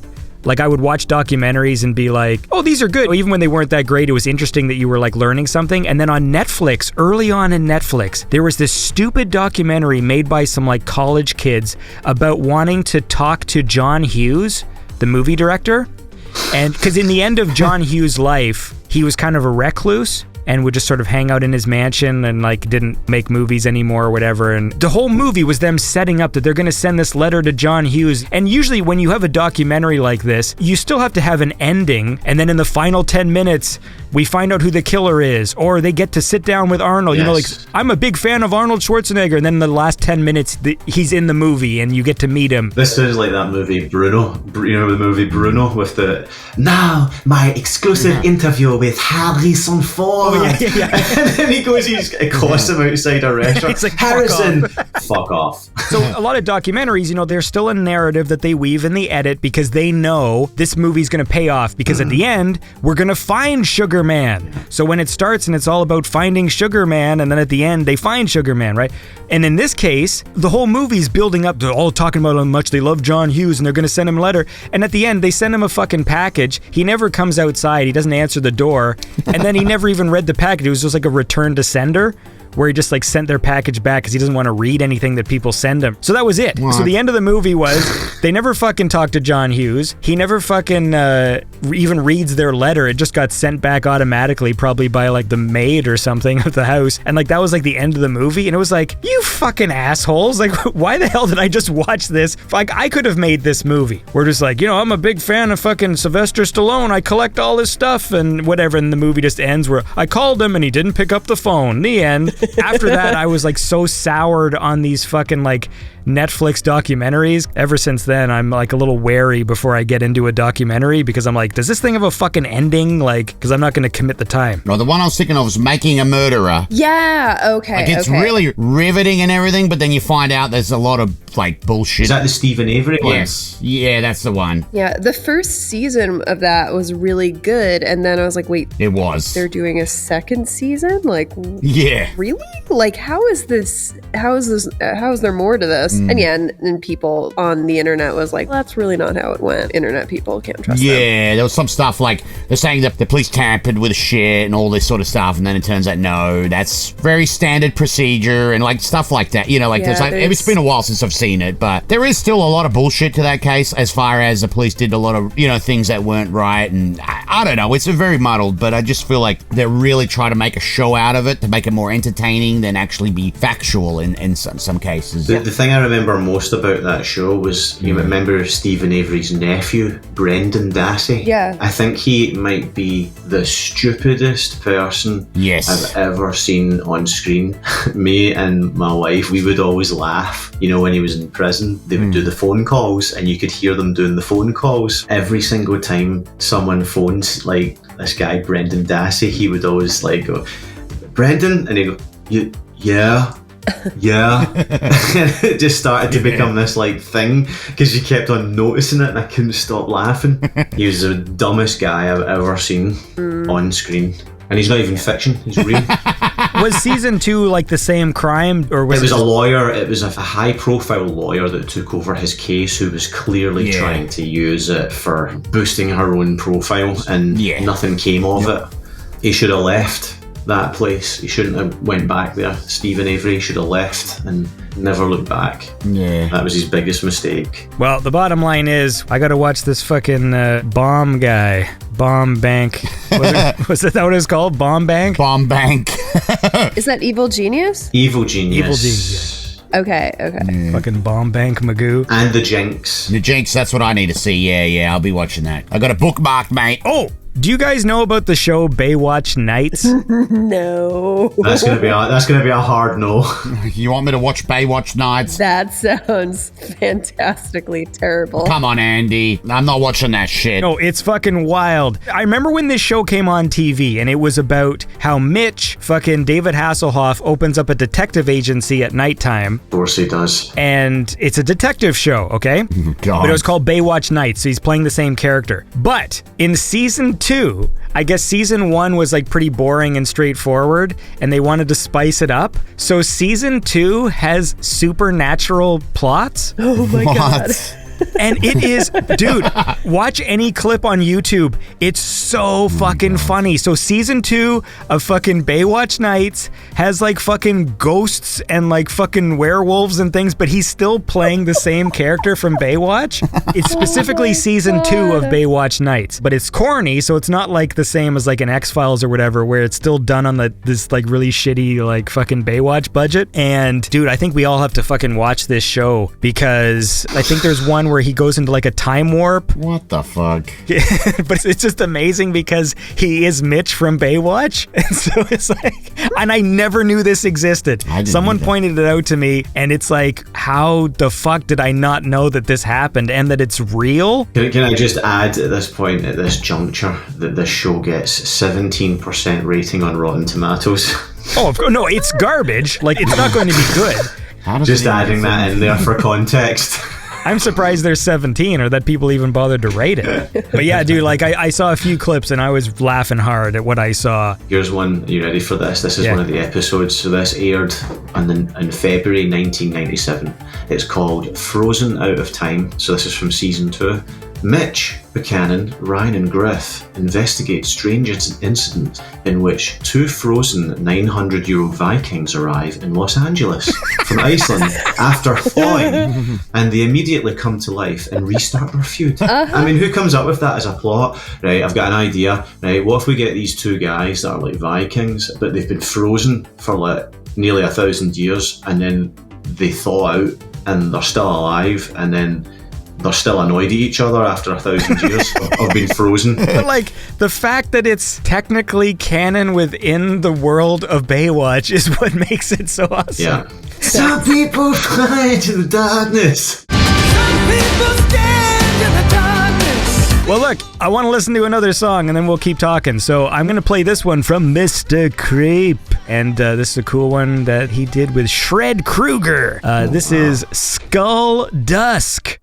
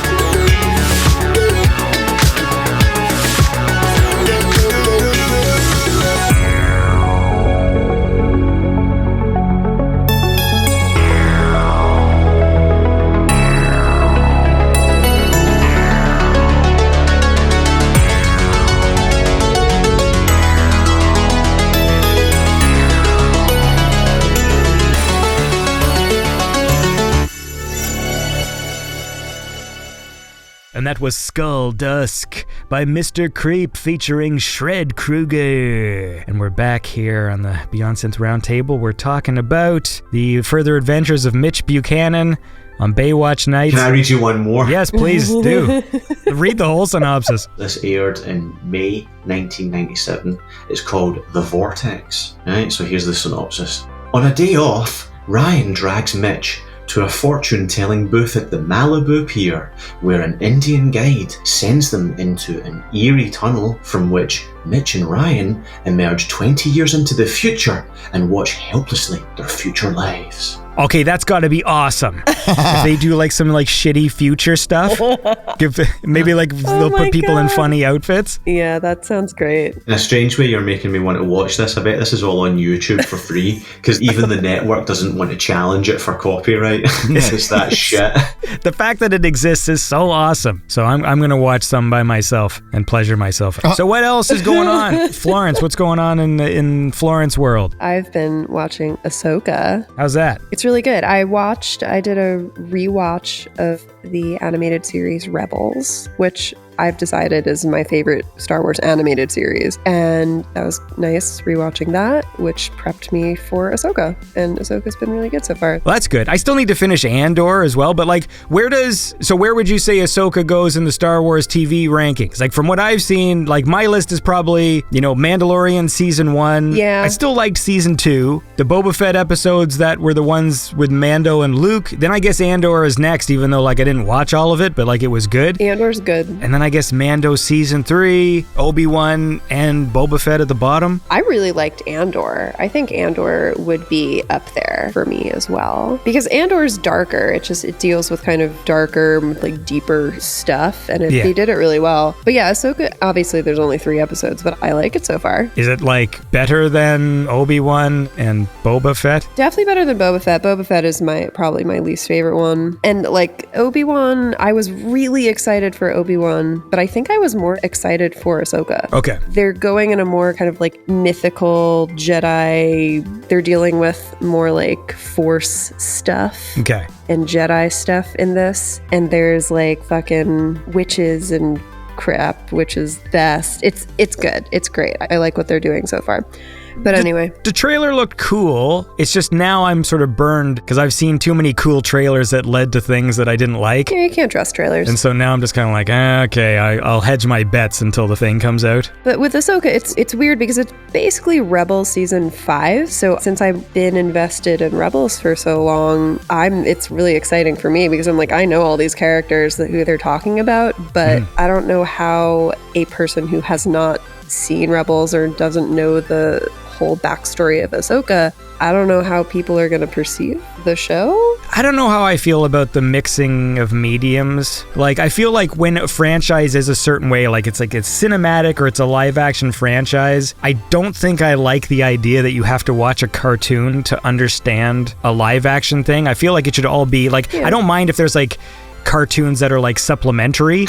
Like when we were kids, like, there was like droids and Ewoks, but like you could watch those shows, but they didn't affect the plots of the movies. You know what I mean? Of course. This is just kind of a random weird thing because when Clone Wars started, it was before Disney bought Star Wars and it was Dave Filoni working with George Lucas. I don't know what they were thinking for the future, but there was no, future of Star Wars at that point. And so they were just making a show for kids. And Dave Filoni started out in animation and he was doing really well. So they're like, hey, you want to do live action? And he's like, okay. Like the intention of Rebels and Clone Wars was never to like eventually go into live action. Or maybe it was. I don't know.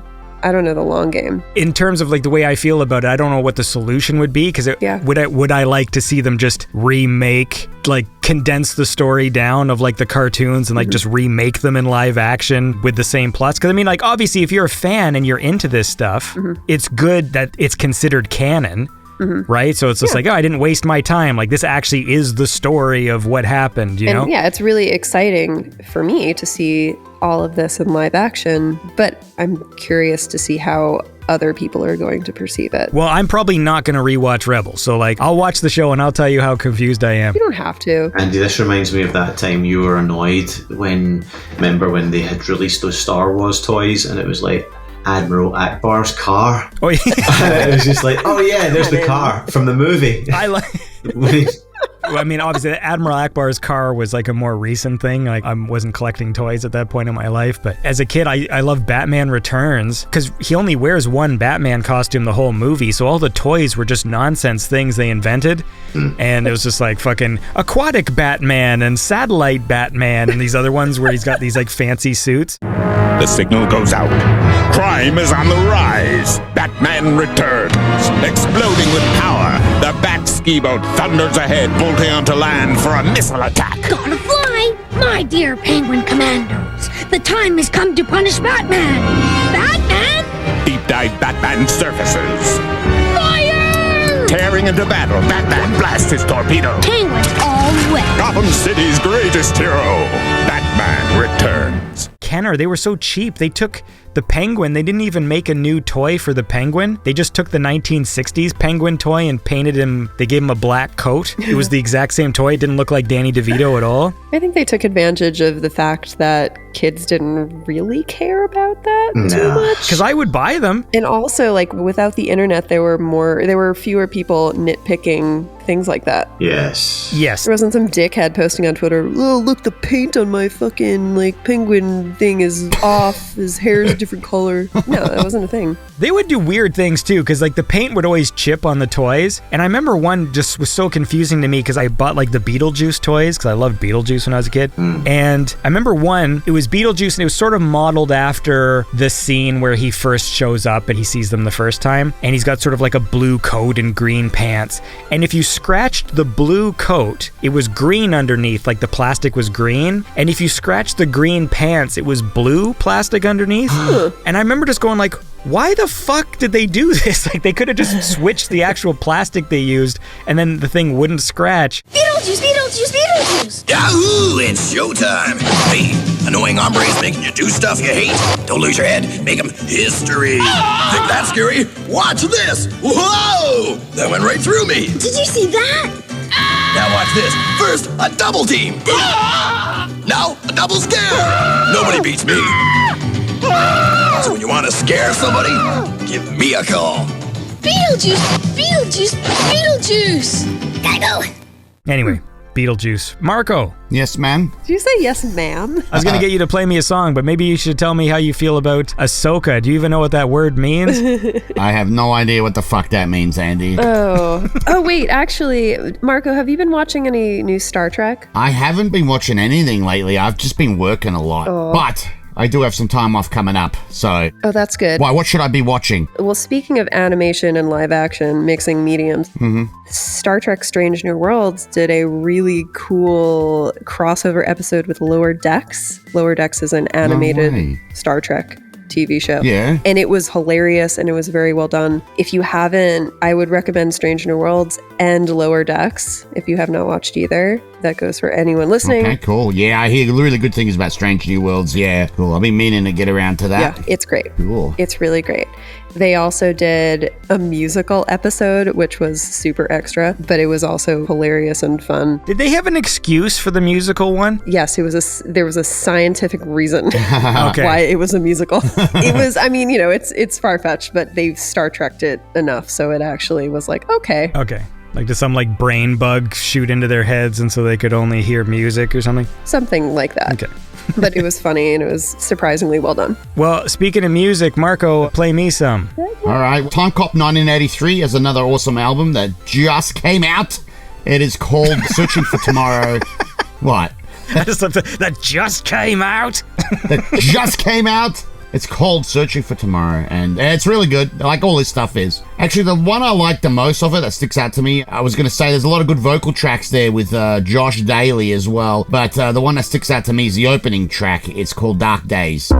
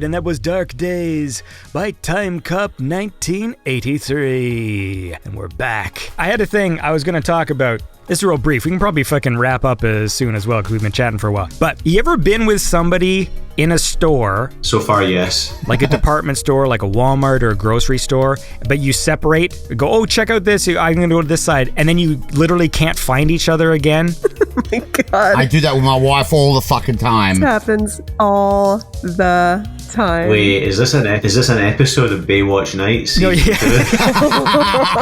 Mitch and Ryan go to a store, and it turns out they're 20 years in the future. So, no, because the other day, and this fucking, it blew my mind. I was like, okay, my wife's in the other side of the grocery store, and I start walking down all the aisles, and I'm like, what the fuck? So I turned my camera on because I wanted to know. I'm just like, okay, like, what is this phenomenon? I just walked down every aisle, did not find her, turned the camera on, and I start walking, go like, okay, look down aisle 2, no one's there, aisle 3, no one's there, and I was filming with my phone so that I could look at the footage later and go, did my eye not see something? You know what I mean? Like, maybe you actually did pass where your spouse was or whatever and you didn't see them, but for whatever reason your eye didn't pick it up. And I filmed the whole thing, and I didn't see her, and it made no fucking sense. And that's my story. I'm just saying, like, I literally turned my camera on, I walked down every aisle. This happens to me every time I go to Walmart with my wife. And she was never found again. Yeah, and eventually I bumped into her at the other side of the, and I'm just like, I'm like, you wouldn't believe this. I fucking filmed the whole thing. I walked a circle around the whole grocery store. I ran down every aisle, and then I filmed like sideways. So if I was walking one direction, I'd film the other direction just to see if I watched the footage later, like, oh, she was in the background of this shot, but I didn't see her because I wasn't looking in that direction. And literally, like, it's like she just disappeared, and it wasn't even on the footage or anything, and it made no fucking sense. But it's an idea for people in the future, because if you both have phone, like if you're in the Walmart, you know, Marko and fucking Jazzy's there too. If you guys can't find each other, fucking text each other and just say, turn your fucking cameras on and like sync the footage to actually see the route that everyone's taking. Swisher goes invisible. She'll go like, I'm just going back to get this, I missed it. And then she's gone for a while, so I'm like, did she find it? Maybe I can help. So I go back and like I do the same thing every fucking aisle. It's like, what the fuck? Why didn't you go to the security office and get like the embarrassment of doing like a tannoy system announcement? Attention all shoppers, Andy is looking for his wife. It is a fascinating phenomenon, right? Because it happens all the time, and I will literally walk down every aisle, and sometimes I'll run. I'll be like, okay, fine. Maybe I'm walking so slow that we just happen to be like just not meeting up. So then I'll just start fucking running down every aisle, looking down everything. And it's like, they're just gone. And so I want to do like a scientific experiment where we just, okay, sync up, turn your camera on, and then we'll walk until we find each other. And then I would like to watch the footage like in a split screen where you watch like fucking like Andy cam and then wife cam, and then just see the routes you're taking. I would love to see like a bird's eye view of the store as well. Like GTA 1. Yeah, dude, wouldn't that be fascinating? Just to actually see the bird's eye view and go, oh, like literally the second I turned into this aisle, you turned left down this aisle, and that's why we didn't meet up for like another 4 minutes because of the route. And anyway, it was just something that was on my mind that was just driving me nuts because it always happens, and then filming it didn't actually solve my issue. That's all. But did you get the groceries that you required for the week? Yeah, it was really expensive.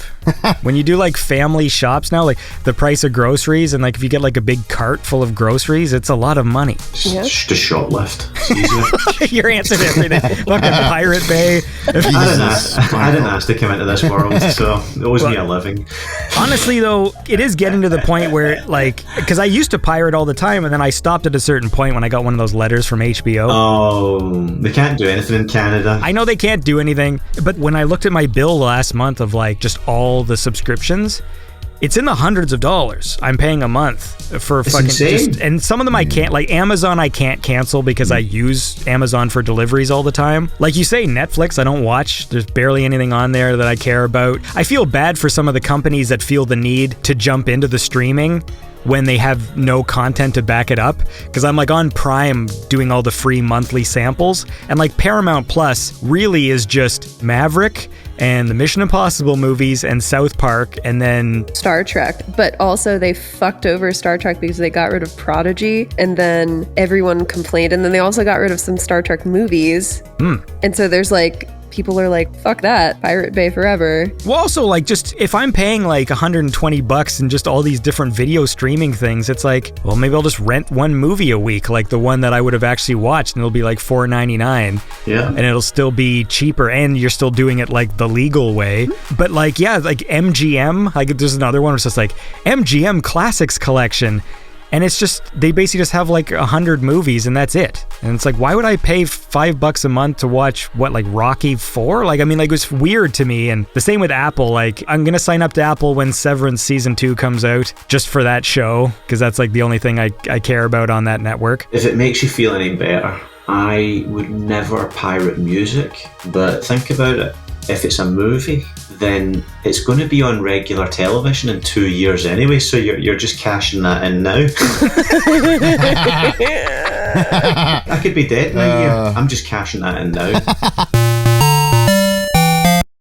Because there is this weird sort of dip in certain types of movies that used to exist. And there's like this video of Matt Damon sort of explaining it, that basically streaming services took over and then the DVD market went away. And that was where a lot of these mid-budget indie movies or more maybe like adult kind of films were made, where, you know, maybe the budget was only like 40 million or something, but you'd still have a movie star, you know, you'd have a bunch of big names. Yeah. And the whole thing was maybe they'd only make like 20 million in the theater, but they'd make their money back in DVD sales. Yeah. And so since like the DVD market doesn't exist the same way that it used to, that's why people are only going to go to the theater to see giant movies. And so then there's this weird void where like that mid-budget movie kind of doesn't exist anymore, that sort of indie film. So it's a weird system, because I used to love I would buy movies, like have the physical copies of the films, but because we're so trained for streaming now, it's like, why go to the movie theater when you know it's just going to be on Disney Plus in 2 months? 2 months? It's on Pirate Bay right now.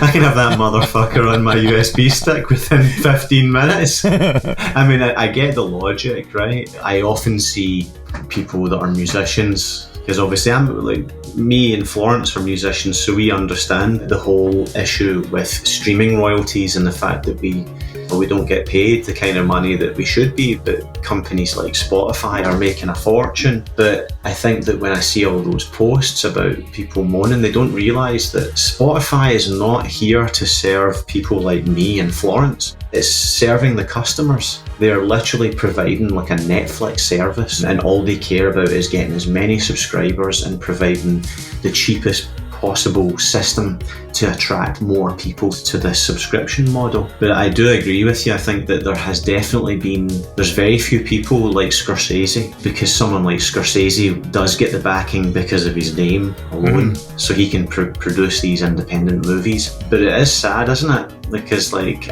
I can't remember the last time I was really like Oppenheimer. Actually, there's a good movie that came out recently that we went and watched, and I was blown away. But movies that I'm blown away by at the movie theatre are few and far between. The new Mission Impossible movie was great as well. Yeah, no, I'm looking forward to that one. But I mean, like, you know, movies were always commercial, like, and it is a business, but they call it content now for a reason, because it just feels like the companies treat it like that. With all these situations now where movie studios are like canceling movies as tax write-offs and like pulling shows off streaming services, like movies and TV just feel more like a product than they ever have before. What was the Batwoman movie? Was that a movie? Yeah, that was Batgirl. Batgirl got canned, that's right. Yeah, like fucking $90 million, and it's worth more to them as a tax write-off than it is to actually put the movie out, and it was already filmed. So what's happening now is like streaming isn't making the kind of money for these companies that the original model did, of like the DVD model and the going to TV and syndication model. But at the same time, the audience,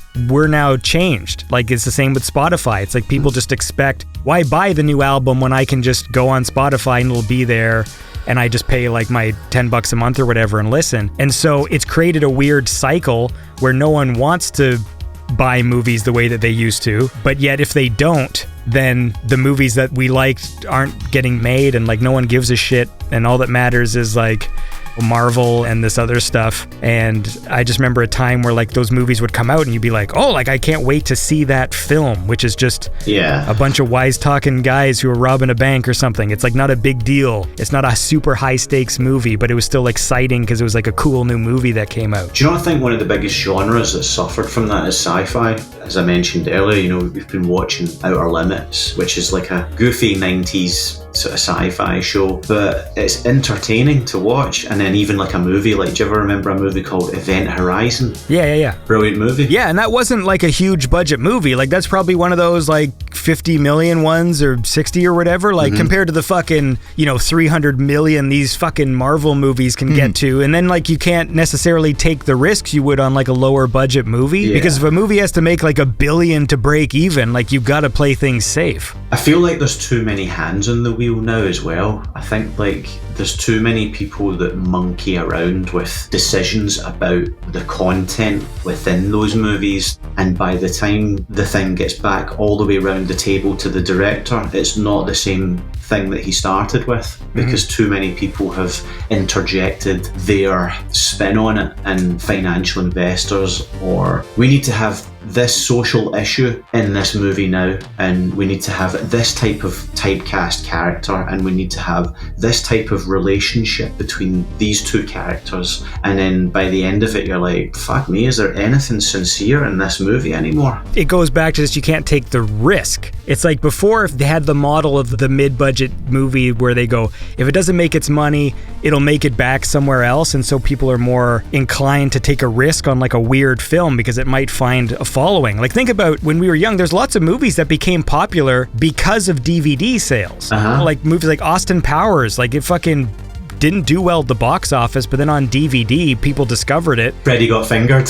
There was no sequel to that though, but like some movies got franchises because their success on DVD was so big. It was like, oh, maybe people do want this.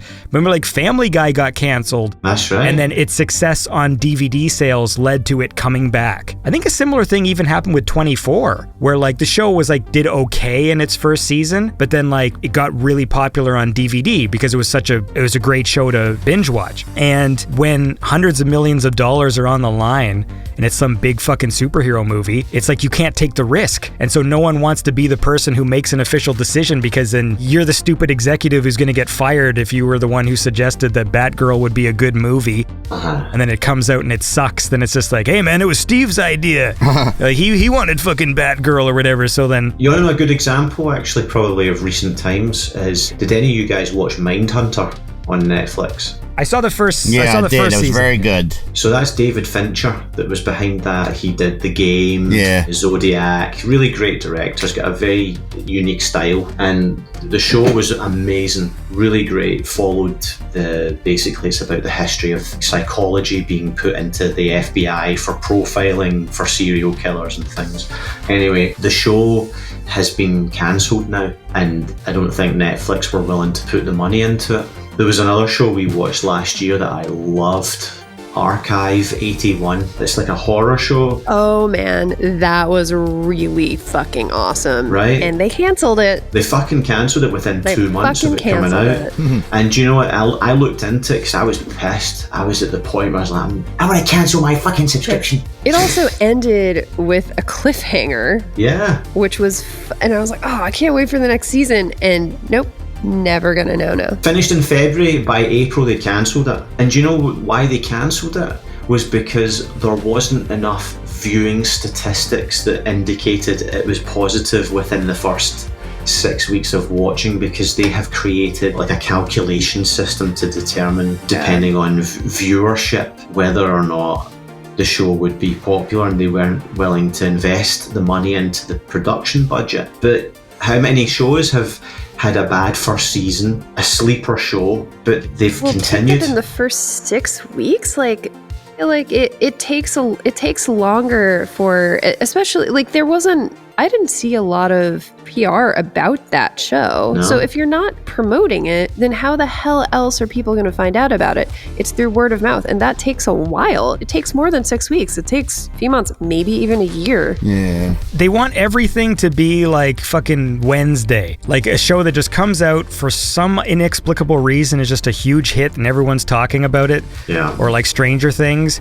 and then they just don't allow anything else to build, which is weird because it's like, if it's your company, like you are Netflix. So if I invested money into a show, I would be advertising it all the time. Remember when like Netflix first came out and there was like nothing on it? And there was that fucking show with the guy from Sopranos. What the fuck was it called? I was never interested in that show, but like they fucking promoted the hell out of that show. Every time I'd turn on Netflix, you gotta watch Lilyhammer? Is that what it was called? It was like Lilyhammer. It's the picture of that guy. Every time you'd sign in, it was big You fucking... motherfucker, you. Yeah, Lilyhammer. And I'm like, what is this stupid fucking show? But to their credit, every time I turned on Netflix, it was like, they really want me to watch Lilyhammer. Is that like the only fucking thing they have here? Didn't they do that with Bird Box? They like promoted the shit out of that. And that was huge. Like that was like I've never even watched it, but I know that it was part... Me neither. It was part of the cultural conversation. Fucking Bird Box. Such a stupid title. Yeah, there's a lot of good shows got cancelled. Like, what about? Do you ever see The Nick with Clive Owen? No, I did not. Yeah, that was really good. Like, really good acting, really good set pieces. The music was great, and then they just cancelled it after 2 seasons. It was like, fucking hell, man. It should be illegal to have cliffhanger endings if you're not renewed. Yeah. Yeah, they should have a duty of care to like conclude a show. Because if you're being real, we pay a subscription, right? So we pay money to watch what they provide. Now, if we invest in a show, say they release the episodes weekly, which is even worse, rather than giving us all the episodes to binge. If we've invested 12 hours of our life watching that show and then they decide to cancel it, they should at least conclude the show. They shouldn't just leave it like that. It's not right. It's fucking annoying. I'm still annoyed about Archive 81. Haven't forgiven Netflix for that. Yeah, but isn't there some fucking online comic or something that wraps up the storyline? I don't know. It should be part of a show's budget, like an insurance plan. Yeah. Or like whenever you get a budget, there's an additional like $5 million that's just like, all right, if the show gets canceled, you have enough money to shoot a television movie. Yeah, like something to wrap it up. Or even sometimes shows will do this thing where like the story does wrap up, but then they just tag a thing at the end that makes it a to be continued for the next season. If you get canceled, like just like, all right, edit that out. Like, okay, this whole thing wrapped up. You don't have to do the reveal at the end. Well, actually, the killer is fucking still alive. It's like, nope, the show got canceled. That scene gets deleted, and that should be the rule. It should be a crime. That's what I think. Sure. Yes, I agree. Because even if they had at least given a movie length thing to conclude that story, I would have felt satisfied. I would have felt like, okay, well, fair enough. Because even if you don't like the ending, it's still a resolution at least. It's a resolution to the story that you've invested in. I know we're trying to wrap this up, but did you guys see that movie, The Summer of '84, right? I really liked that movie. Yes. But then the ending was like, they're going to set up for another one or something, and then it never happened, which was weird to me. Like, I don't know what the deal with that was. Were they supposed to make a sequel, or? Fuck, we'll be seeing that by the summer of fucking 2084 at this rate. Fucking hell, I know. That was a really good movie. 'Cause I don't want to spoil the ending, but there's no resolution at the end, really, so it's like... I hear a cattle. Yes. Who's meowing? What? Who's meowing? Who's meowing? Is that Marko or Michael's cat? Sorry, that's my cat. Sorry. Calm down, mate.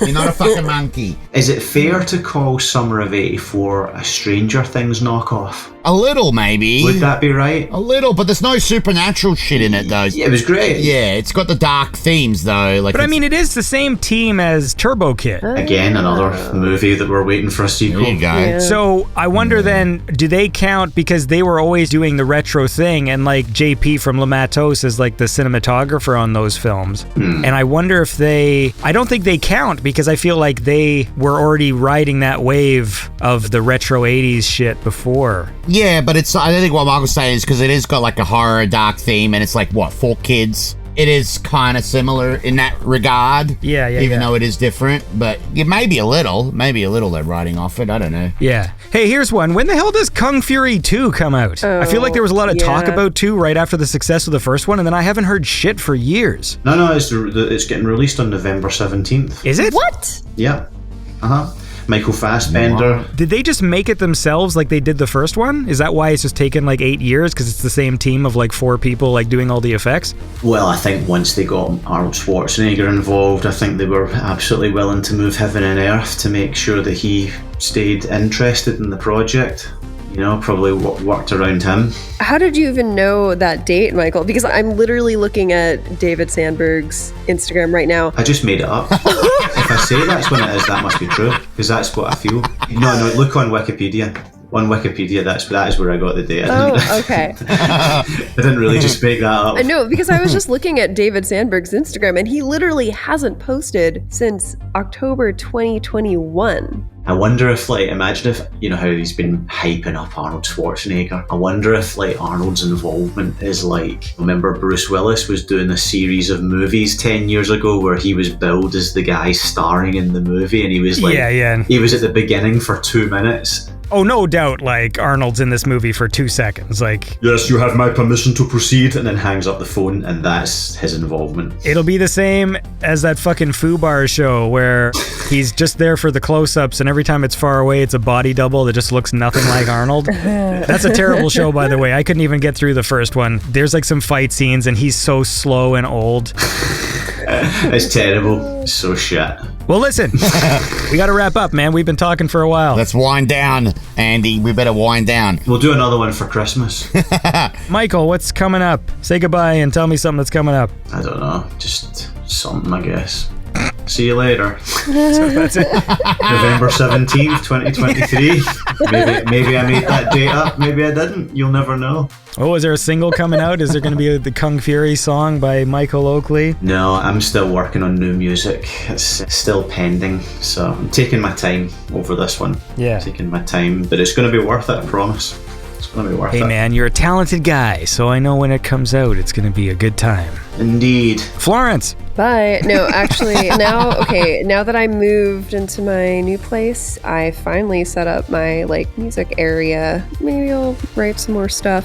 In the meantime, though, just to hold you guys over, I might be cooking up something with Betamax pretty soon. Nice. Keep an eye out for that. We've had the song in the works for like 4 years now. It was something that he sent me back in 2019. I was like, oh, here's some vocals. And then we just didn't do anything with it. And then a year ago, we're like, hey, we should do something with this. So that might actually be happening fairly soon. Do you have like a singing space set up in your new place, or are you still working on that? Still working on that. I got to figure out the most optimal way to record vocals because my new space is a very large open kind of studio space with like concrete everywhere, and that's not great for singing. No, that might be good. That gives you free reverb. Don't need any of those expensive Universal Audio plugins anymore. No, your room's a plugin. Yeah, so I'll figure it out. I got one of those things you put on a keyboard stand, like a little shield, see how that sounds. Or I can just go somewhere else to record vocals. I know some people with spaces where I could do it. It'll be fine. I'll figure it out when the time comes. But not all of them are going to have the sound of a guy shitting in the background. All right? Well, there was no... That's sound design you can't buy. It has to be... Certainly can't. Thank you, Michael. Christ. You're regretting even bringing it up now, aren't you, Florence? Jesus Christ, you guys. I did not expect to talk about that. I brought that up before we started talking, and then Andy's like, hey, you want to talk about what... I'm a little trickster. Anyways, okay, Marko. Yeah, what? Tell me what's coming up and say goodbye. What's coming up? I got to work a lot, but I'll tell you what, we're just finishing up playing Dead Island 2, and that's been pretty good. But I'm looking forward to playing some Baldur's Gate. As soon as I get a bit of time off, I'm going to get right into that shit. That looks awesome. And everybody reckons it's really good. You can talk to animals in that game. Yeah. You get the magic power, and you can talk to cats and dogs and stuff. Yeah, you could do more than just talk to them. Yeah. You can turn into a bear and fuck somebody. That's right. That's what I'm getting it for. Do you have to turn into a bear to... Well, that's just the one example. It's the only way to complete the mission. One of the druid's powers is you can morph into animals, and I guess you can have like a sex scene where you morph into a bear and then like have sex with the... Anyways. It's a fun little side quest. I have a very, very quickly before we wrap this up, I do have one video game recommendation for you that I got recently. Quake 2 Remastered. Magnifique. You will love it if you love the Quake games. cool. I didn't even know they did that. It's on Game Pass, so I think I did download it, actually. I just played it for like 2 seconds. I love when you go the super shotgun and you shoot them and their whole body just blows up. And the sound effect. It's been fun chatting with everybody and catching up, and I hope you all have a lovely 4 months or whatever it's going to be before we record again. Hopefully we'll do it sooner next time. But everyone have a lovely fall and autumn and spooky season. Spooky season, yeah. Maybe because we're already in September. Like, who knows? If we keep this schedule up, maybe we won't talk until after Halloween. But maybe we'll try and record one before then. Let's do it. All right. Well, Merry Christmas, Andy. Happy New Year. Merry Christmas. I need to get Dead Island 2 now, you've put me in the mood. Does it have a satisfying, like when you shoot them in the head with like a revolver, does their head blow up? Because I love that. Dude, yes. Yes. Yeah, it takes a few times to kill them and like you'll literally see the stomach open up and like organs and shit. It's really good. The detail is amazing. Nice. I love that stuff. I love it. All right. I like trying to say goodbye and then we're saying, did their heads blow up? Oh, it's amazing. Because that was the one thing I loved about Dying Light 1 was that when you had like the Magnum gun and you shot them in the head, it was so satisfying, the noise. Whoever came up with the sound effects and then their head just blows up and it's like, oh, that noise is amazing. That sound effect is so good. It sounds like fucking... Somebody yeah, I shit. was going to say, it sounds like Florence's window. Okay, I'm hitting stop now. So everybody have a lovely day and we'll talk soon. All right, see you in a bit. Bye. Beyond Synth Radio is produced by Andy Last. Check the show notes for more information on the musicians featured on the show. Consider supporting Beyond Synth at patreon.com/BeyondSynth. Thanks for listening.